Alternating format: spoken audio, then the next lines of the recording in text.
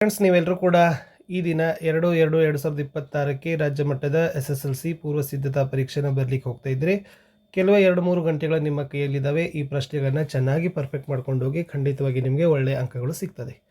So ವಿಡಿಯೋನ like, share ಮತ್ತು subscribe ಮಾಡೋದನ್ನು ಮಾತ್ರ ಮರೆಯದಿರಿ. ಬಹಳಷ್ಟು ಸ್ಕೋರಿಂಗ್ ಪ್ಯಾಕೇಜು, ಪಾಸಿಂಗ್ ಪ್ಯಾಕೇಜ್ಗಳು ನಮ್ಮ ವಿಡಿಯೋದಲ್ಲಿದ್ದಾವೆ. ಇನ್ನು ನೋಡೋದಿದ್ರೆ 50 ಮಾರ್ಕ್ಸ್ ಅಂತ ಒಂದು ವಿಡಿಯೋ ಇದೆ, ಅದನ್ನು ನೋಡಿದರೆ ಗ್ಯಾರಂಟಿಯಾಗಿ ಪಾಸ್ ಆಗ್ತೀರಿ. ಓಕೆನಾ? ಸೊ ನೋಡೋಣ, ಫುಲ್ ರಿವಿಷನ್ ಮಾಡೋಣ ಇಂಪಾರ್ಟೆಂಟ್ ಕ್ವಶನ್ಸ್ಗಳನ್ನು. ಭಾರತಕ್ಕೆ ಹೊಸ ಜಲಮಾರ್ಗ ಕಂಡುಹಿಡಿಯಲು ಕಾರಣವಾದ ಅಂಶಗಳು. ಸೊ 2 ಅಂಕ ಬಂದಾಗ 4 ಪಾಯಿಂಟ್ಸ್ ಬರೀಬೇಕು, 3 ಅಂಕಕ್ಕೆ ಕೇಳಿದಾಗ 6 ಪಾಯಿಂಟ್ಸ್ ಬರೀಬೇಕು, 4 ಅಂಕಕ್ಕೆ ಕೇಳಿದಾಗ 8 ಪಾಯಿಂಟ್ಸ್ ಬರೀಬೇಕು. ನಿಮಗೆ ಪಾಯಿಂಟ್ ಕಡಿಮೆ ಅನಿಸಿತ್ತಂದರೆ ನೀವು ಆನ್ಸರ್ ಪೇಪರಲ್ಲಿ ಸ್ಟಾರ್ ಮಾರ್ಕ್ ಹಾಕ್ಬೋದು ಅಥವಾ ಏರೋ ಮಾರ್ಕ್ಗಳನ್ನು ಹಾಕ್ಬೋದು. ಸೊ ಎನಿವನ್ ನೀವು ಏನು ಮಾಡ್ಬೋದಪ್ಪ ಅಂತಂದರೆ ಚಿಹ್ನೆಗಳನ್ನು ತೆಗಿಬೋದು. ಎಕ್ಸಾಕ್ಟಾಗಿ ಬರ್ತಂದರೆ ಮಾತ್ರ ಅಂಕಿಗಳನ್ನು ಹಾಕಿ, ಇಲ್ಲಾಂದರೆ ಹಾಕ್ಲಿಕ್ಕೆ ಹೋಗಲೇಬೇಡಿ. ಎಸ್, ಹೊಸ ಜಲಮಾರ್ಗ ಕಂಡುಹಿಡಿಯಲು ಕಾರಣವಾದ ಅಂಶಗಳಂದರೆ ಕಾನ್ಸ್ಟಾಂಟಿನೋಪಲ್ ಪತನ, ವ್ಯಾಪಾರ ಮಾರ್ಗಗಳು ಟರ್ಕರ ವಶ, ಅಧಿಕ ತೆರಿಗೆ, ವ್ಯಾಪಾರಿಗಳಿಗೆ ನಷ್ಟ, ಜಲಯಾನಕ್ಕೆ ಪ್ರೋತ್ಸಾಹ, ವೈಜ್ಞಾನಿಕ ಆವಿಷ್ಕಾರ, ದಿಕ್ಸೂಚಿ, ಶಿಡಿಮದ್ದು, ಅಸ್ಟ್ರೋಲೋಬ್ ಮತ್ತು ಭೂಪಟಗಳ ಆವಿಷ್ಕಾರ. ಮಾರ್ತಾಂಡವರ್ಮನ ಸಾಧನೆ ಅಥವಾ ಮಾರ್ತಾಂಡವರ್ಮ ಡಚ್ಚರನ್ನು ಹೇಗೆ ನಿಯಂತ್ರಿಸಿದ? ವೈನಾಡ ಸಂಸ್ಥಾನವನ್ನು ಆಳಿದ, ಡಚ್ಚರಿಂದ ಸಂಸ್ಥಾನದ ರಕ್ಷಣೆ ಮಾಡಿದ, ರಾಜಧಾನಿ ಸ್ಥಳಾಂತರ, ಮೆಣಸು ಬೆಳೆಯುವ ಪ್ರದೇಶಗಳ ಕೈವಶ, ನೆಡುಮಂಗಡ ಮತ್ತು ಕೊಟ್ಟಾರ್ಕರ್ ವಶ, ಡಚ್ಚರನ್ನು ಕೊಳಚಲ್ ಯುದ್ಧದಲ್ಲಿ ಸೋಲಿಸಿದ, ವೈನಾಡ ಮುಂದೆ ತಿರುವಾಂಕೂರು ರಾಜ್ಯವಾಯಿತು, ಕೊಚ್ಚಿ ವಿಶ್ವ ವ್ಯಾಪಾರ ಕೇಂದ್ರವಾಗಿ ಬೆಳೆಯಿತು. ಸೊ ಕ್ಲಾಸಿಕ್ ಅದನ್ನು ಮೊನ್ನೆ ನಿಮಗೆ ಕೇಳಿದರು. ಸೊ ಹೀಗಾಗಿ ಅದನ್ನು ಏನು ಭಾಳ ಮೋಸ್ಟಾಗಿ ನೋಡ್ಕೊಳ್ಳಿಕ್ಕೆ ಹೋಗಬೇಡಿ, ಜಸ್ಟ್ ಒಂದಿಷ್ಟು ಕಾರಣ ಮತ್ತು ಪರಿಣಾಮಗಳನ್ನು ನೋಡ್ಕೊಡ್ರಿ. ಇನ್ನು ಮೋಸ್ಟ್ ಇಂಪಾರ್ಟೆಂಟ್ ಬಕ್ಸಾರ್ ಕದನದ ಪರಿಣಾಮ. ಕಂಪನಿಗೆ ಬಂಗಾಳದ ಮೇಲಿನ ದಿವಾನು ಹಕ್ಕು ಸಿಕ್ಕಿತು. 2ನೇ ಶಾ ಆಲಂ ದಿವಾನಿ ಹಕ್ಕನ್ನು ನೀಡಿದ. 2ನೇ ಶಾ ಆಲಂ ವಾರ್ಷಿಕವಾಗಿ 26 ಲಕ್ಷ ಪಡೆದ. 2ನೇ ಶಾ ಆಲಂ ಬಂಗಾಳದ ಹಕ್ಕನ್ನು ಬಿಟ್ಟುಕೊಟ್ಟ. ಔದನ ನವಾಬ ಬ್ರಿಟಿಷರಿಗೆ 50 ಲಕ್ಷ ರೂಪಾಯಿ ಕೊಡಬೇಕಾಯಿತು. ಮೀರ್ ಜಾಫರ್ ಮಗನಿಗೆ ವಿಶ್ರಾಂತಿ ವೇತನವನ್ನು ನೀಡಿದರು. ಬಂಗಾಳದ ಪೂರ್ಣ ಆಡಳಿತ ಕಂಪನಿಗೆ ವರ್ಗಾವಣೆಯಾಯಿತು. ಬ್ರಿಟಿಷರ ಆಳ್ವಿಕೆ ಬಂಗಾಳ, ಬಿಹಾರ, ಒರಿಸ್ಸಾ ಮತ್ತು ಔದ್ವರೆಗೆ ವಿಸ್ತರಿಸಿತು. ಯಾವ ಕದನದ ಪರಿಣಾಮ? ಬಕ್ಸಾರ್ ಕದನದ ಪರಿಣಾಮ. ಬ್ರಿಟಿಷ್ ಆಳ್ವಿಕೆ ಪರಿಣಾಮಗಳಲ್ಲಿ ಮೋಸ್ಟ್ ಇಂಪಾರ್ಟೆಂಟ್ ಭೂ ಕಂದಾಯ ನೀತಿಯಿಂದಾಗುವ ಪರಿಣಾಮಗಳು ಬಂದರೂ ಕೂಡ ಬರ್ಬೋದು. ಇದು ರೈತರ ಮೇಲಾಗುವ ಒಂದು ಕಂದಾಯ ನೀತಿಯ ಪರಿಣಾಮಗಳಂತಲೂ ಕೂಡ ಕೇಳ್ತಾರೆ. ರೈತರನ್ನು ಶೋಷಿಸ್ತಕ್ಕಂಥ ಹೊಸ ಜಮೀನ್ದಾರ ವರ್ಗ ಸೃಷ್ಟಿಯಾಗ್ತದೆ. ರೈತರು ಸಂಕಷ್ಟಕ್ಕೆ ಒಳಗಾಗ್ತಾರೆ. ರೈತರು ನಿರ್ಗತಿಕರಾಗ್ತಾರೆ. ಭೂಮಿ ಮಾರಾಟದ ವಸ್ತು ಆಗ್ತದೆ. ಜಮೀನನ್ನು ಪರಭಾರೆ ಮಾಡ್ತಾರೆ. ಕೃಷಿ ಕ್ಷೇತ್ರ ವಾಣಿಜ್ಯೀಕರಣ ಆಗ್ತದೆ. ಕೈಗಾರಿಕೆಗಳಿಗೆ ಕಚ್ಚಾ ವಸ್ತು ಒದಗಿಸುವಂತಾಯಿತು. ಹಣದ ಲೇವಾದೇವಿಗಾರರು ಬಲಿಷ್ಠರಾಗಿ ಬೆಳೀತಾರೆ. ಆಮೇಲೆ ಬ್ರಿಟಿಷ್ ಶಿಕ್ಷಣ ನೀತಿಯಿಂದ ಭಾರತೀಯರ ಮೇಲಾದ ಪರಿಣಾಮ, ಇದು ಮೊನ್ನೆ ಕೇಳಿದ್ರು. ಸೊ ಹೀಗಾಗಿ ಇದು ಒಂದು 6 ಪಾಯಿಂಟ್ಸ್ ಏನು ಮಾಡ್ಕೊಡ್ರಿ, ಜಸ್ಟ್ ನೋಡ್ಕೊಡ್ರಿ. ಇನ್ನು 1919ರ ಭಾರತ ಕಾಯ್ದೆ ಲಕ್ಷಣ ವೆರಿ ಮೋಸ್ಟ್ ಇಂಪಾರ್ಟೆಂಟ್. ಭಾರತೀಯರಿಗೆ ಹಂತ ಹಂತವಾಗಿ ಜವಾಬ್ದಾರಿ ಸರ್ಕಾರ ಕೊಡೋದನ್ನು ಏನು ಮಾಡ್ತಪ್ಪ ಅಂದ್ರೆ ಆಶ್ವಾಸನೆ ಕೊಟ್ಟಿತ್ತು. ಕೇಂದ್ರದಲ್ಲಿ ದ್ವಿಸದನ ಶಾಸಕಾಂಗ, ಪ್ರಾಂತ್ಯಗಳಲ್ಲಿ ದ್ವಿಸರ್ಕಾರ, ಭಾರತಕ್ಕೆ ಒಬ್ಬ ಹೈಕಮಿಷನರ್ ನೇಮಕ ಮಾಡಿದರು. ಸ್ವಯಂ ಆಡಳಿತವುಳ್ಳ ಸ್ಥಳೀಯ ಸಂಸ್ಥೆಗಳ ಅಭಿವೃದ್ಧಿ ಮಾಡಿದರು. ಕೇಂದ್ರ ಬಜೆಟ್ನಿಂದ ಪ್ರಾಂತ್ಯದ ಬಜೆಟನ್ನು ಬೇರ್ಪಡಿಸಿದ್ರು. ಪ್ರತ್ಯೇಕ ಚುನಾವಣಾ ಮತಗಟ್ಟೆಯನ್ನು ಸ್ಥಾಪಿಸಿದರು. ಯಾವುದು? 1919ರ ಭಾರತ ಸರ್ಕಾರದ ಕಾಯ್ದೆ. ಇದು ಬರಲಿಲ್ಲ ಅಂದರೆ 1935 ಅಂತ ಫಿಕ್ಸ್ ಆಗಿ ಬರ್ತಕ್ಕಂಥ ಪ್ರಶ್ನೆ. ಎರಡೇ ಇದರಲ್ಲಿ ಮೇನ್ ಕಾಯ್ದೆಗಳು. ಇದು ಭಾರತ ಸಂವಿಧಾನ ರಚನೆಗೆ ಬುನಾದಿಯಾಯಿತು. ಜವಾಬ್ದಾರಿಯುತ ಸರ್ಕಾರ ರಚಿಸಲು ಅವಕಾಶ, ಅಖಿಲ ಭಾರತ ಒಕ್ಕೂಟದ ರಚನೆ, ಕೇಂದ್ರದಲ್ಲಿ ದ್ವಿಸರ್ಕಾರ ಸ್ಥಾಪನೆ, ಭಾರತೀಯ ರಿಸರ್ವ್ ಬ್ಯಾಂಕ್ ಸ್ಥಾಪನೆ, ಪ್ರಾಂತ್ಯಗಳಲ್ಲಿ ದ್ವಿಸರ್ಕಾರ ಪದ್ಧತಿ ರದ್ದು ಮಾಡ್ತದೆ, ಪ್ರಾಂತ್ಯಗಳಿಗೆ ಸ್ವಾಯತ್ತತೆ ಕೊಡ್ತದೆ, ಭಾರತದಲ್ಲಿ ಫೆಡರಲ್ ಕೋರ್ಟ್ ಸ್ಥಾಪನೆಯನ್ನು ಮಾಡ್ತದೆ. ಸಾಮಾಜಿಕ ಧಾರ್ಮಿಕ ಸುಧಾರಣಾ ಚಳುವಳಿಗಳು. ಸೊ ಯಾವುದೇ ಸಾಮಾಜಿಕ ಸುಧಾರಕರ ಬೋಧನೆ ಮತ್ತು ಹೋರಾಟವನ್ನು ವಿವರಿಸಿರಂದರೆ ಈ ಥರ ಪಾಯಿಂಟ್ಸ್ ಬರೀರಿ. ಏಕದೇವತಾರಾಧನೆ, ಸ್ತ್ರೀ ಶಿಕ್ಷಣಕ್ಕೆ ಪ್ರೋತ್ಸಾಹ, ಅರ್ಥಹೀನ ಆಚರಣೆಗೆ ವಿರೋಧ, ಸ್ತ್ರೀ ಪುರುಷ ಸಮಾನತೆ, ಮೂಢನಂಬಿಕೆ ವಿರೋಧ, ವಿಧವಾ ವಿವಾಹಕ್ಕೆ ಪ್ರೋತ್ಸಾಹ, ಜಾತಿ ಪದ್ಧತಿಗೆ ವಿರೋಧ, ಬಾಲ್ಯ ವಿವಾಹಕ್ಕೆ ವಿರೋಧ. ಸ್ವಲ್ಪ ಶ್ರೀನಾರಾಯಣ ಗುರು ಧರ್ಮ ಪರಿಪಾಲನಾ ಯೋಗಂದು ನೋಡ್ಕೊಡ್ರಿ. ಮೊನ್ನೆ ಪೇರಿಯಾರ್ ಚಳವಳಿ ಬಂದಿತ್ತು. ಸೊ ಧರ್ಮ ಪರಿಪಾಲನಾ ಯೋಗಂ 1903ರಲ್ಲಿ ಸ್ಥಾಪಿತು. ಹಿಂದುಳಿದ ವರ್ಗಗಳ ಸಬಲೀಕರಣಕ್ಕೆ ಒತ್ತು, ಮಾನವ ಘನತೆಯಿಂದ ಬದುಕುವ ಸಮಾಜ ನಿರ್ಮಾಣ ಮಾಡಬೇಕಂತ ಹೇಳ್ತಾರೆ. ಸಾಧನೆಗೆ ಶಿಕ್ಷಣವೇ ಸರಿಯಾದ ಮಾರ್ಗ ಅಂತ ಹೇಳ್ತಾರೆ. ಶಿವ ದೇವಾಲಯ ಪ್ರವೇಶ ಚಳವಳಿಯನ್ನು ಮಾಡ್ತಾರೆ. ಗುರುವಾಯೂರು ದೇವಾಲಯ ಪ್ರವೇಶ ಚಳವಳಿ, ಮಾನವ ಕುಲಕ್ಕೆ ಒಂದೇ ಕುಲ, ಒಂದೇ ಜಾತಿ, ಒಂದೇ ದೇವರು ಅಂತ ಹೇಳ್ತಾರೆ. ಪೇರಿಯಾರ್ ಚಳವಳಿ ಲಾಸ್ಟ್ ಟೈಮ್ ಬಂದಿತ್ತು. ಓಕೆ, ಇದು ಬಿಟ್ಟರೆ ನೀವೇನು ಮಾಡ್ಕೊಡ್ರಿ ಅಂದರೆ ಸ್ವಲ್ಪ ರಾಜಾರಾಮ್ ಮೋಹನ್ ಆಗಿರ್ಬೋದು, ಸ್ವಾಮಿ ವಿವೇಕಾನಂದ ಆಗಿರ್ಬೋದು, ಅಥವಾ ಎನಿ ಬೆಸೆಂಟ್. ಸೊ ಹೋಗುವಾಗ ಇವ್ರ ಬಗ್ಗೆ ಸ್ವಲ್ಪ ಒಂದು 6 ಪಾಯಿಂಟ್ಸ್ ನೋಡ್ಕೊಂಡೋಗಿ, ಇವರು ಕೂಡ ಬಂದರೂ ಬರ್ಬೋದು. ಇನ್ನು ಭಾರತದ ಸ್ವಾತಂತ್ರ್ಯ ಸಂಗ್ರಾಮದ ವಿಫಲತೆಗೆ ಕಾರಣಗಳು ಈ ಸರಿ ಬರ್ತಕ್ಕಂಥ ಪ್ರಶ್ನೆ. ಮೊನ್ನೆ ಪರಿಣಾಮಗಳು ಕೇಳಿದರು. ನಾಯಕತ್ವದ ಕೊರತೆ, ಒಗ್ಗಟ್ಟಿನ ಕೊರತೆ, ನಿಶ್ಚಿತ ಗುರಿಯ ಕೊರತೆ, ಶಸ್ತ್ರಾಸ್ತ್ರ ಕೊರತೆ, ಇಡೀ ದೇಶ ವ್ಯಾಪಿಸಿರಲಿಲ್ಲ. ಸೈನಿಕರಿಂದ ಲೂಟಿ ದರೋಡೆ, ಮಾರ್ಗದರ್ಶನದ ಕೊರತೆ, ನೈಪುಣ್ಯ ಮತ್ತು ತಂತ್ರಜ್ಞಾನದ ಕೊರತೆ. ಇನ್ನು ಪ್ರಥಮ ಸ್ವಾತಂತ್ರ್ಯ ಸಂಗ್ರಾಮಕ್ಕೆ ಆರ್ಥಿಕ ಕಾರಣಗಳು ಕೂಡ ಕೇಳಬಹುದು. ಸೊ ಟೋಟಲಿ ನಿಮ್ಗೆ ಅವು ಬರಲಿಲ್ಲ ಅಂದರೆ ಆರ್ಥಿಕ, ರಾಜಕೀಯ, ಸೈನಿಕ, ಆಡಳಿತ ಈ ಕಾರಣಗಳು ಕೂಡ ನಿಮ್ಗೆ ಏನಾಗ್ಬೋದಪ್ಪ ಅಂದ್ರೆ ಬರ್ಬೋದು.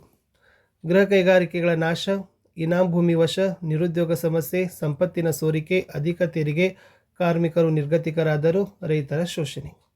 ಭಾರತದ ವಿದೇಶಾಂಗ ನೀತಿಯ ಮೂಲಭೂತ ತತ್ವಗಳು, ಇದು ಮೋಸ್ಟ್ ಇಂಪಾರ್ಟೆಂಟ್ ಇದೆ. ಯಾಕಂದರೆ ಮೊನ್ನೆ ಈ ಪ್ರಶ್ನೆ ಬಂದಿತ್ತು, ಮಾನವ ಹಕ್ಕುಗಳನ್ನು ರಕ್ಷಿಸುವಲ್ಲಿ ಭಾರತವು ಹೇಗೆ ಪ್ರಯತ್ನ ಮಾಡ್ತಾ ಇದೆ ಅಂತ ಕೇಳಿದರು. ಈ ಸರಿ ಮೂಲಭೂತ ತತ್ವ: ವಸಾಹತುಶಾಹಿತ್ವಕ್ಕೆ ವಿರೋಧ, ಸಾಮ್ರಾಜ್ಯಶಾಹಿತ್ವಕ್ಕೆ ವಿರೋಧ, ವರ್ಣಭೇದ ನೀತಿಗೆ ವಿರೋಧ, ಅಲಿಪ್ತ ನೀತಿ ಪ್ರತಿಪಾದನೆ, ಆಫ್ರಿಕಾ ರಷ್ಯಾ ರಾಷ್ಟ್ರಗಳ ಪ್ರಗತಿಗೆ ಆದ್ಯತೆ, ನಿಶಸ್ತ್ರೀಕರಣಕ್ಕೆ ಬೆಂಬಲ, ವಿಶ್ವಸಂಸ್ಥೆ ಮತ್ತು ವಿಶ್ವಶಾಂತಿಗೆ ಬೆಂಬಲ ಅಂತ ಬರೆದ್ರೆ ಸಾಕು. ಇನ್ನು ಭಯೋತ್ಪಾದನಾ ನಿಗ್ರಹಕ್ಕಾಗಿ ಭಾರತ ಸರ್ಕಾರ ಯಾವ ಕ್ರಮಗಳನ್ನು ಕೈಗೊಂಡಿದೆ? ರಾಷ್ಟ್ರೀಯ ತನಿಖಾ ದಳ ರಚನೆ, ವಿಶೇಷ ಪರಿಣತಿ ಪಡೆಗಳ ರಚನೆ, ಭಯೋತ್ಪಾದನೆ ವಿರುದ್ಧ ರಕ್ಷಣಾ ಪಡೆಗಳನ್ನು ಬಳಕೆ ಮಾಡ್ತಾ ಇದ್ದಾರೆ, ಇಂಟೆಲಿಜೆನ್ಸ್ ಬ್ಯೂರೋ ಸ್ಥಾಪನೆ, ಭಯೋತ್ಪಾದನೆ ನಿಗ್ರಹ ಪಡೆ ರಚನೆ, ಗುಪ್ತಚರ ವ್ಯವಸ್ಥೆ ಬಲವರ್ಧನೆ, ಭಯೋತ್ಪಾದನೆ ವಿರುದ್ಧ ಜಾಗತಿಕ ಹೋರಾಟಕ್ಕೆ ಬೆಂಬಲ, RAW ಸಂಸ್ಥೆ ಸ್ಥಾಪನೆ. ಇನ್ನು ದುಡಿಮೆ ಮತ್ತು ಆರ್ಥಿಕ ಜೀವನದಲ್ಲಿ ಬರುವುದೇ ನಿರುದ್ಯೋಗದ ಸಮಸ್ಯೆ ಕಾರಣ ಮತ್ತು ಪರಿಣಾಮಗಳು. ಇದು ಮೋಸ್ಟ್ ಇಂಪಾರ್ಟೆಂಟ್ ಇದೆ. ಸೊ ಫಸ್ಟ್ ಕಾರಣಗಳನ್ನು ನೋಡೋದಾದರೆ ಅಧಿಕ ಜನಸಂಖ್ಯೆ, ಶ್ರಮ ವಿಭಜನೆ, ಅನಕ್ಷರತೆ, ಬಂಡವಾಳದ ಕೊರತೆ, ಬಡತನ, ಯಂತ್ರಗಳ ಬಳಕೆ, ಆರ್ಥಿಕ ಅಸಮಾನತೆ. ಇನ್ನು ನಿರುದ್ಯೋಗ ಕಡಿಮೆ ಮಾಡಲಿಕ್ಕೆ ಏನು ಮಾಡ್ಬೋದು ಅಂದರೆ ಕೃಷಿ ಅಭಿವೃದ್ಧಿ ಮಾಡಬೇಕು, ಕೈಗಾರಿಕೆಗಳ ಅಭಿವೃದ್ಧಿ, ಶೈಕ್ಷಣಿಕ ಸುಧಾರಣೆ, ಪಂಚವಾರ್ಷಿಕ ಯೋಜನೆ, ಗ್ರಾಮೀಣಾಭಿವೃದ್ಧಿ ಯೋಜನೆ, ತಾಂತ್ರಿಕ ಶಿಕ್ಷಣ, ಉದ್ಯೋಗ ಖಾತರಿ ಯೋಜನೆ, ಜನಸಂಖ್ಯಾ ಯೋಜನೆ. ಇನ್ನು ನಿರುದ್ಯೋಗ ಸಮಸ್ಯೆಯ ಪರಿಣಾಮಗಳಂದರೆ ಬಡತನ, ಅನಾರೋಗ್ಯ, ಭ್ರಷ್ಟಾಚಾರ, ಕುಟುಂಬದ ಜಗಳ, ಮೋಸ ಮತ್ತು ವಂಚನೆ, ಕಳ್ಳತನ. ಇದು ಫಿಕ್ಸ್ ಆಗಿ ಬರ್ತಕ್ಕಂಥ ಪ್ರಶ್ನೆ. ಇನ್ನು ಮುಂದಿನ ಪ್ರಶ್ನೆ ಏನಿತ್ತಪ್ಪ ಅಂದರೆ ಸಂಘಟಿತ ಮತ್ತು ಅಸಂಘಟಿತ ಕಾರ್ಮಿಕರ ನಡುವಿನ ವ್ಯತ್ಯಾಸ. ಇದು ಮೋಸ್ಟ್ ಇಂಪಾರ್ಟೆಂಟ್ ಇದೆ. ಸಂಘಟಿತರಿಗೆ ಕಾನೂನಿನ ಭದ್ರತೆ ಇದೆ, ಇವರಿಗೆ ಕಾನೂನಿನ ಭದ್ರತೆ ಇಲ್ಲ. ಇವರಿಗೆ ನಿಗದಿತ ವೇತನ ಭತ್ಯೆ ಕೊಡ್ತಾರೆ, ಇವರಿಗೆ ನಿಗದಿತ ವೇತನ ಭತ್ಯೆ ಇಲ್ಲ. ವೇತನ ಸೌಲಭ್ಯವಿದೆ, ವೇತನ ಸೌಲಭ್ಯವಿಲ್ಲ. ಅಧಿಕಾರದಲ್ಲಿ ಏನಿ ಶ್ರೇಣಿ ಇದೆ, ಅಧಿಕಾರದಲ್ಲಿ ಏನಿ ಶ್ರೇಣಿ ಇಲ್ಲ. ಕೆಲಸದಲ್ಲಿ ಭದ್ರತೆ ಇದೆ, ಕೆಲಸದಲ್ಲಿ ಭದ್ರತೆ ಇಲ್ಲ. ಶೈಕ್ಷಣಿಕ ಅರ್ಹತೆ ಮತ್ತು ಕೌಶಲ್ಯ ಬೇಕೇ ಬೇಕು, ಯಾವುದೇ ಶೈಕ್ಷಣಿಕ ಅರ್ಹತೆ ಮತ್ತು ಕೌಶಲ್ಯ ಅವಶ್ಯಕತೆ ಇಲ್ಲ ಅಸಂಘಟಿತ ಕಾರ್ಮಿಕರಿಗೆ. ಮುಂದೆ ಇಂಪಾರ್ಟೆಂಟ್ ಅರಣ್ಯದ ಮಹತ್ವ ಬರ್ತಕ್ಕಂಥ ಪ್ರಶ್ನೆ. ಶುದ್ಧ ವಾಯು ಮತ್ತು ಆಹಾರ, ಉತ್ತಮ ಮಳೆ, ಮಣ್ಣಿನ ಸವೆತದ ನಿಯಂತ್ರಣ, ಪ್ರಾಣಿ ಪಕ್ಷಿಗಳಿಗೆ ಆಶ್ರಯ, ಔಷಧೀಯ ಸಸ್ಯಗಳು, ಪ್ರವಾಸಿ ತಾಣ, ಉದ್ಯೋಗಾವಕಾಶ, ಕಚ್ಚಾ ವಸ್ತುಗಳ ಪೂರೈಕೆ. ಇನ್ನು ಅರಣ್ಯ ನಾಶಕ್ಕೆ ಕಾರಣ ಮತ್ತು ಪರಿಣಾಮ ನಿಯಂತ್ರಣ ವಿಧಾನಗಳನ್ನು ನೋಡಿ. ಕಾರಣಗಳಲ್ಲಿ ಕಾಡ್ಗಿಚ್ಚು, ಕಳ್ಳ ಸಾಗಾಣಿಕೆ, ಮರಗಳಿಗೆ ರೋಗ, ರಸ್ತೆ ಮತ್ತು ರೈಲು ಮಾರ್ಗದ ನಿರ್ಮಾಣ, ಅತಿಯಾದ ಮೇಯಿಸುವಿಕೆ, ಗಣಿಗಾರಿಕೆ ಮತ್ತು ನಗರೀಕರಣ. ಇನ್ನು ನಿಯಂತ್ರಣ ಕ್ರಮಗಳಲ್ಲಿ ಕಾಡ್ಗಿಚ್ಚನ್ನು ನಿಯಂತ್ರಣ ಮಾಡಬೇಕು, ಕಳ್ಳ ಸಾಗಾಣಿಕೆ ನಿಯಂತ್ರಣ, ಮರಗಳ ರೋಗ ನಿಯಂತ್ರಣ, ಅತಿಯಾದ ಮೇಯಿಸುವಿಕೆ ನಿಯಂತ್ರಣ, ಗಣಿಗಾರಿಕೆ ನಿಯಂತ್ರಣ, ಯೋಜಿತ ನಗರೀಕರಣ, ಬೀಜಗಳನ್ನು ಹರಡಿಸೋದು. ಇನ್ನು ನಿತ್ಯಹರಿದ್ವರ್ಣ ಮತ್ತು ಎಲೆ ಉದುರುವ ಮಾನ್ಸೂನ್ ಅರಣ್ಯಗಳ ನಡುವಿನ ವ್ಯತ್ಯಾಸ ಇದೆ. ಸೊ ಇದನ್ನು ಕೂಡ ಸ್ವಲ್ಪ ಮೋಸ್ಟಾಗಿ ಇಂಪಾರ್ಟೆಂಟ್ ನೋಡ್ಕೊಂಡು ಹೋಗಿ. ಇನ್ನು ಸಾರಿಗೆ ಮತ್ತು ಸಂಪರ್ಕದಲ್ಲಿ GIS ಮತ್ತು GPS ಹೇಗೆ ಭಿನ್ನವಾಗಿದೆ ಅಂತ ಕೇಳಿದ್ದಾರೆ. ಸೊ ಆಲ್ರೆಡಿ ಇದ್ರ ಬಗ್ಗೆನೂ ಕೂಡ ಮಹತ್ವವನ್ನು ಕೇಳ್ಬೋದು. ಸೊ ಇದ್ರದ್ದು ಕೂಡ ವ್ಯತ್ಯಾಸನೂ ಕೊಡ್ಬೋದು, ಎರಡನ್ನೂ ಕೂಡ ಕೊಟ್ಟಿದ್ದೀವಿ. ದೂರ ಸಂವೇದಿ ತಂತ್ರಜ್ಞಾನ ಇಂದು ಅತ್ಯಂತ ಅವಶ್ಯಕವಾಗಿದೆ ಅಂತಕ್ಕಂಥ ಪ್ರಶ್ನೆ. ಗ್ಲೋಬಲ್ ಪೊಸಿಷನಿಂಗ್ ಸಿಸ್ಟಮ್ನ ಉಪಯೋಗಗಳು ಅಂತಕ್ಕಂಥ ಒಂದು ಪ್ರಶ್ನೆ ಇತ್ತು. ಇನ್ನು ರಸ್ತೆ ಸಾರಿಗೆ ತೊಡಕುಗಳು, ವಿಶೇಷವಾಗಿ ಮಳೆಗಾಲದಲ್ಲಿ ಸಂಚಾರಕ್ಕೆ ಅನುಪಯುಕ್ತ, ಪರಿಸರ ಮಾಲಿನ್ಯ, ಅಪಘಾತವಾಗ್ತವೆ, ಮಳೆ ಪ್ರವಾಹದಿಂದ ಹಾನಿ, ನಿರ್ಮಾಣ ನಿರ್ವಹಣೆ ಅಸಮರ್ಪಕ, ರಸ್ತೆ ಬದಿಯಲ್ಲಿ ಮೂಲಸೌಕರ್ಯಗಳ ಕೊರತೆ. ಇನ್ನು ಯಾವುದೇ ಒಂದು ವಿಶೇಷವಾಗಿ ಚಂಡಮಾರುತ, ಪ್ರವಾಹ, ಕಡಲ ಕೊರೆತಕ್ಕೆ ಕಾರಣಗಳಂತ ಬಂದಾಗ ಅಧಿಕ ಮಳೆ, ಮೇಘಸ್ಫೋಟ, ಅರಣ್ಯ ನಾಶ, ನಗರೀಕರಣ, ವೈಜ್ಞಾನಿಕ ನೀರಾವರಿ, ಕೈಗಾರೀಕರಣ, ಆಧುನೀಕರಣ ಬರೀರಿ. ಭೂಕಂಪ ಅಥವಾ ಭೂಕುಸಿತಕ್ಕೆ ಕಾರಣಗಳಂತ ಬಂದಾಗ ಅರಣ್ಯ ನಾಶ, ಅಧಿಕ ಮಳೆ, ಆಣೆಕಟ್ಟು ನಿರ್ಮಾಣ, ಗಣಿಗಾರಿಕೆ, ರೈಲು ಮತ್ತು ರಸ್ತೆ ಮಾರ್ಗ ನಿರ್ಮಾಣ, ಆಧುನೀಕರಣ, ನಗರೀಕರಣ, ಕೈಗಾರೀಕರಣ ಬರೀರಿ. ಇನ್ನು ಇವುಗಳಿಗೆ ಪರಿಣಾಮಗಳನ್ನು ಕೇಳ್ತಾರೆ. ಭೂಕಂಪ ಆಗಿರ್ಬೋದು, ಚಂಡಮಾರುತ ಆಗಿರ್ಬೋದು, ಎನಿವನ್ ಕೇಳಿದರೆ ಅಪಾರ ಸಾವು ನೋವು, ಆಸ್ತಿಪಾಸ್ತಿ ನಷ್ಟ, ಸಾರಿಗೆ ಸಂಪರ್ಕ ಹಾನಿ, ವಿದ್ಯುತ್ ಸಂಪರ್ಕ ಹಾನಿ, ಸಾಂಕ್ರಾಮಿಕ ರೋಗ, ಜನಜೀವನ ಅಸ್ತವ್ಯಸ್ತ, ಆರ್ಥಿಕ ಸಂಕಷ್ಟ ಅಂತಕ್ಕಂಥ ಬರೆದ್ರೆ ಸಾಕು. ಇನ್ನು ಭೂಕಂಪ, ಚಂಡಮಾರುತ, ಭೂಕುಸಿತ, ಕಡಲ ಕೊರೆತಕ್ಕೆ ನಿಯಂತ್ರಣಾ ಕ್ರಮಗಳು ಅಂತ ಕೇಳ್ತಾರೆ. ವೈದ್ಯಕೀಯ ನೆರವು, ಪರಿಹಾರ ತಂಡದ ಸಿದ್ಧತೆ, ಜನಜಾಗೃತಿ, ಅರಣ್ಯ ನಾಶ ನಿಯಂತ್ರಣ, ಗಣಿಗಾರಿಕೆ ನಿಯಂತ್ರಣ, ಯೋಜಿತ ರೈಲು ಮತ್ತು ರಸ್ತೆ ಮಾರ್ಗ ನಿರ್ಮಾಣ, ಉಪಗ್ರಹ ಆಧಾರಿತ ಮುನ್ಸೂಚನೆ, ಔಷಧಿ ಸಿದ್ಧತೆ, ಅಡ್ಡಗೋಡೆ ನಿರ್ಮಾಣ, ಮ್ಯಾಂಗ್ರೋವ್ ಅರಣ್ಯಗಳು. ಇನ್ನು ಲಾಸ್ಟ್ ನೋಡೋದಾದರೆ ಗ್ರಾಮೀಣಾಭಿವೃದ್ಧಿಯಲ್ಲಿ ಪಂಚಾಯತ್ ರಾಜ್ ಸಂಸ್ಥೆಯ ಪಾತ್ರ ಅಥವಾ ಗ್ರಾಮೀಣಾಭಿವೃದ್ಧಿಯ ಮಹತ್ವ ಅಂತ ಕೇಳ್ತಾರೆ. ಇದು ಮುಖ್ಯವಾಗಿ ಮಾಡೋದೇ ಗ್ರಾಮದ ಅಭಿವೃದ್ಧಿ, ಕೃಷಿ ಅಭಿವೃದ್ಧಿ, ನೀರಾವರಿ ಸೌಲಭ್ಯ, ಮಾರುಕಟ್ಟೆ ಅಭಿವೃದ್ಧಿ, ರಸ್ತೆ ನಿರ್ಮಾಣ, ಸ್ವಚ್ಛತಾ ಕಾರ್ಯ, ಆರೋಗ್ಯ ಸೌಲಭ್ಯ, ವಸತಿ ಯೋಜನೆ, ಗ್ರಂಥಾಲಯ ಸೌಲಭ್ಯ, ಶಿಕ್ಷಣಕ್ಕೆ ಪ್ರೋತ್ಸಾಹ. ಇನ್ನು ಗ್ರಾಮೀಣಾಭಿವೃದ್ಧಿ ಸಂಸ್ಥೆಯಲ್ಲಿ ಸ್ವಸಹಾಯ ಸಂಘಗಳ ಪಾತ್ರ ಅಂತ ಕೇಳಬಹುದು. ಸ್ವ ಉದ್ಯೋಗ, ಸಾಲ ಸೌಲಭ್ಯ, ಮಹಿಳಾ ಸಬಲೀಕರಣ, ವ್ಯವಹಾರ ಜ್ಞಾನ, ದುಶ್ಚಟ ನಿವಾರಣೆ, ಆರ್ಥಿಕ ಸ್ವಾವಲಂಬನೆ. ಇನ್ನು ಗ್ರಾಮೀಣ ಭಾರತದಲ್ಲಿ ಆರ್ಥಿಕ ಪರಿಸ್ಥಿತಿ ಕೇಳ್ತಾರೆ. ಗ್ರಾಮೀಣ ಜನರ ಆರ್ಥಿಕ ಸ್ಥಿತಿ ಉತ್ತಮವಾಗಿಲ್ಲ, ಬಡತನದ ಹೆಚ್ಚಳ, ಉದ್ಯೋಗಾವಕಾಶ ಕಡಿಮೆಯಾಗಿದೆ. ಓಕೆನಾ. ನೆಕ್ಸ್ಟ್ ಅನಕ್ಷರತೆ ಇದೆ, ಅಪೌಷ್ಟಿಕತೆ ಇದೆ, ಆರೋಗ್ಯದ ಸಮಸ್ಯೆನೂ ಕೂಡ ಇದೆ, ಮೂಢನಂಬಿಕೆನೂ ಕೂಡ ಇದೆ. ಇನ್ನು ವೈಯಕ್ತಿಕ ಹಣಕಾಸು ಮತ್ತು ಸಾರ್ವಜನಿಕ ಹಣಕಾಸಿನ ವ್ಯತ್ಯಾಸ ಮೊನ್ನೆ ಕೇಳಿದ್ರು. ಈ ಸರಿ ಸ್ವಲ್ಪ ಸಾರ್ವಜನಿಕ ಹಣಕಾಸಿನ ಮಹತ್ವದಲ್ಲಿ ಒಂದು 6 ಪಾಯಿಂಟ್ಸನ್ನು ನೋಡ್ಕೊಡ್ರಿ. ಇನ್ನು ಕೇಂದ್ರ ಸರ್ಕಾರದ ತೆರಿಗೆಯೇತರ ಆದಾಯದ ಮೂಲಗಳು, ಇದು ಬರೀ ಮೋಸ್ಟ್ ಇಂಪಾರ್ಟೆಂಟ್, ಎಲ್ಲ ಪ್ರಶ್ನೆ ಪತ್ರಿಕೆಗಳಲ್ಲಿ ಇದೇ ಇದೆ. ಇನ್ನು ಬ್ಯಾಂಕ್ನ ಕಾರ್ಯ, ಸೇವೆ, ಲಕ್ಷಣ, ಅನುಕೂಲ, ಎನಿವನ್ ಕೇಳಿದರೆ ಸೇಮ್ ಬರೀರಿ. ಸಾಲ ಕೊಡೋದು, ಠೇವಣಿ ಅಂಗೀಕಾರ, ಹಣದ ವರ್ಗಾವಣೆ, ಕ್ರೆಡಿಟ್ ಕಾರ್ಡ್, ವಿದೇಶಿ ವಿನಿಮಯ, ಹೆಸರಿನ ಗುರುತು, ಹಣಕಾಸಿನ ವ್ಯವಹಾರ, ವ್ಯಕ್ತಿ, ಸಂಸ್ಥೆ, ಕಂಪನಿ. ಇನ್ನು ಅಂಚೆ ಕಚೇರಿ ಕೊಡ್ತಕ್ಕಂಥ ಸೇವೆ ಅಥವಾ ಹಣಕಾಸಿನ ಸೌಲಭ್ಯಗಳು ಅಂತ ಪ್ರಶ್ನೆ ಬಂದಾಗ ಅಂಚೆ ವಿಮೆ, ಹಣದ ವರ್ಗಾವಣೆ, ಅಂಚೆ ಬ್ಯಾಂಕ್, ನಿವೃತ್ತಿ ವೇತನ, ಕಿಸಾನ್ ವಿಕಾಸ್ ಪತ್ರಗಳು, ಆಧಾರ್ ಕಾರ್ಡ್ ಸೇವೆ, ಇತರೆ ಸರ್ಕಾರದ ಸೌಲಭ್ಯ. ಇನ್ನು ಬ್ಯಾಂಕ್ ಖಾತೆ ತೆರೀತಕ್ಕಂಥ ವಿಧಾನದ ಮೇಲೆ ಪ್ರಶ್ನೆ ಬಂದರೂ ಬರ್ಬೋದು. ಫಸ್ಟ್ ಖಾತೆ ವಿಧಾನವನ್ನು ನಿರ್ಧಾರ ಮಾಡಬೇಕು, ಅಧಿಕಾರಿ ಜೊತೆಗೆ ಸಂಪರ್ಕವನ್ನು ಸಾಧಿಸಬೇಕು, ಅರ್ಜಿಯನ್ನು ಭರ್ತಿ ಮಾಡಬೇಕು, ಪರಿಚಿತರ ಉಲ್ಲೇಖ ಕೊಡಬೇಕು, ಅಧಿಕಾರಿ ಒಪ್ಪಿಗೆ, ಪ್ರಾರಂಭಿಕ ಠೇವಣಿ. ಇನ್ನು ದೇಶದ ಆರ್ಥಿಕ ಅಭಿವೃದ್ಧಿಯಲ್ಲಿ ಉದ್ಯಮಿಯ ಪಾತ್ರ ಅಂತ ಒಂದು ಬರ್ತದೆ.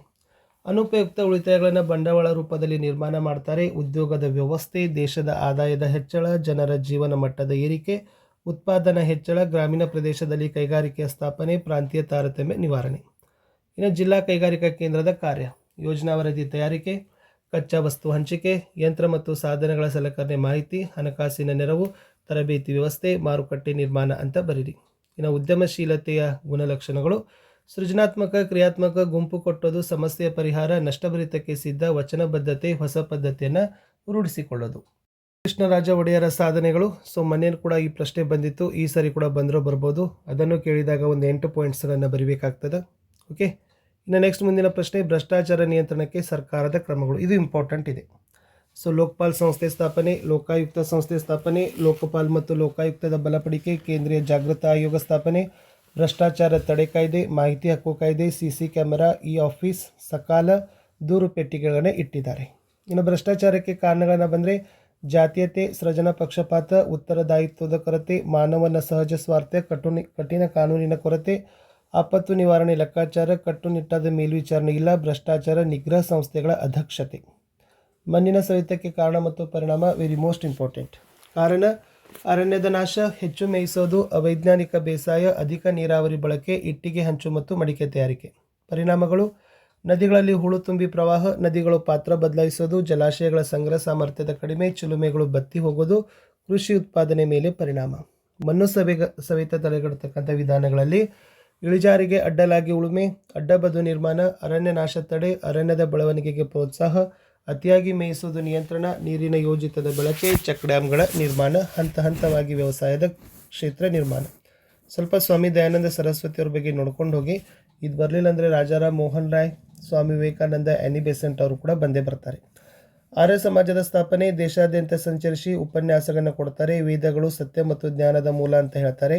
ವೇದಗಳಿಗೆ ಹಿಂತಿರುಗಿ ಅಂತ ಘೋಷಣೆ ಮಾಡ್ತಾರೆ. ವಿಗ್ರಹಾರಾಧನೆ ಮತ್ತು ಜಾತಿ ಪದ್ಧತಿ ಖಂಡನೆ, ವಿಧವಾ ವಿವಾಹ ಪ್ರೋತ್ಸಾಹ, ಶಾಲೆ ಮತ್ತು ಕಾಲೇಜುಗಳ ಸ್ಥಾಪನೆ, ವಿದೇಶಿ ವಸ್ತುಗಳ ಬಳಕೆಗೆ ಕರೆ, ಸತ್ಯಾರ್ಥ ಪ್ರಕಾಶ ಕೃತಿಯ ರಚನೆ.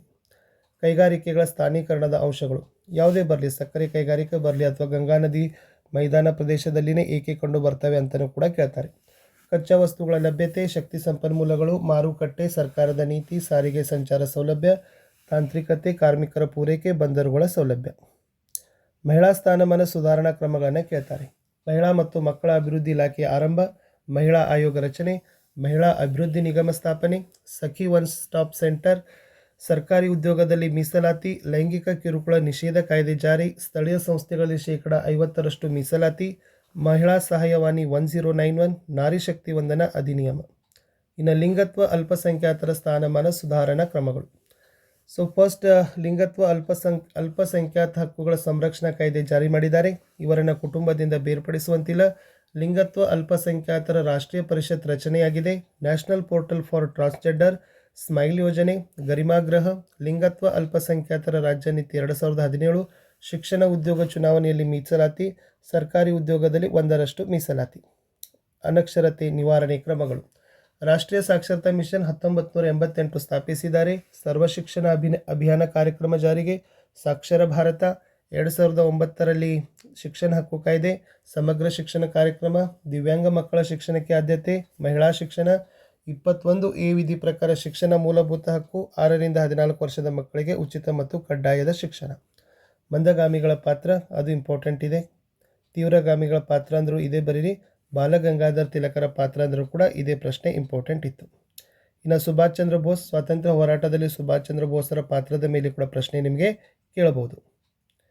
ಇನ್ನು ಸಾಮಾಜಿಕ ಸುಧಾರಣೆಯಲ್ಲಿ ಡಾಕ್ಟರ್ BR ಅಂಬೇಡ್ಕರ್ ಅವರ ಮಹತ್ವದ ಪಾತ್ರ ವೆರಿ ವೆರಿ ಮೋಸ್ಟ್ ಇಂಪಾರ್ಟೆಂಟ್. ಕೇವಲ 8 ಪಾಯಿಂಟ್ಸ್ ಬರೀರಿ. ಇನ್ನು ಬ್ರಿಟಿಷರ ವಿರುದ್ಧ ದೋಂಡಿಯಾ ವಾಘನ ಬಂಡಾಯ ಅಂತ ಕೇಳಿದರು. ಸೊ ಯಾವ ಥರನಾಗಿ ಬಂಡಾಯವನ್ನು ಏನು ಮಾಡಿದಪ್ಪ ಅಂದರೆ ದೋಂಡಿಯಾ ವಾಘ ಹಾಕಿದ. ಸಂಗೊಳ್ಳಿ ರಾಯಣ್ಣನ ಪಾತ್ರ ಅದು ಕೂಡ ಇಂಪಾರ್ಟೆಂಟ್ ಆಗಿರ್ತಕ್ಕಂಥ ಪ್ರಶ್ನೆ ಇತ್ತು. ಇನ್ನು ಸ್ವಾತಂತ್ರ್ಯ ಹೋರಾಟದಲ್ಲಿ ಬುಡಕಟ್ಟು ದಂಗೆಗಳ ಪಾತ್ರವನ್ನು ಏನು ಮಾಡಬೇಕಾಗಿತ್ತಪ್ಪ ಅಂದರೆ ವಿವರಣೆಯನ್ನು ಮಾಡಬೇಕು. ಅದು ಕೂಡ 8 ಪಾಯಿಂಟ್ಸ್ ಇತ್ತು. ಇನ್ನು ಕಪ್ಪು ಮನು ಮತ್ತು ಜಂಬಿಟಿಗೆ ಮನು ನಿಮಗೆ ಲಾಸ್ಟ್ ಟೈಮ್ ಈ ಪ್ರಶ್ನೆ ಏನು ಮಾಡಿದ್ರಪ್ಪ ಅಂದರೆ ಕೇಳಿದರು. ಹೇಳಿತ್ತು ಸ್ವಾಮಿ ವಿವೇಕಾನಂದರ ಕೊಡುಗೆಗಳು. ಸೊ ಇದು ಕೂಡ 4 ಮಾರ್ಕ್ಸಿಗೆ ಬರ್ಬೋದು. 8 ಪಾಯಿಂಟ್ಗಳನ್ನು ನೀವು ನೀಟಾಗಿ ನೋಡ್ಕೊಡ್ರಿ. ಇನ್ನು ಸತ್ಯಶೋಧಕ ಸಮಾಜದ ಮೇಲೆ ಪ್ರಶ್ನೆನ ಬರ್ಬೋದು.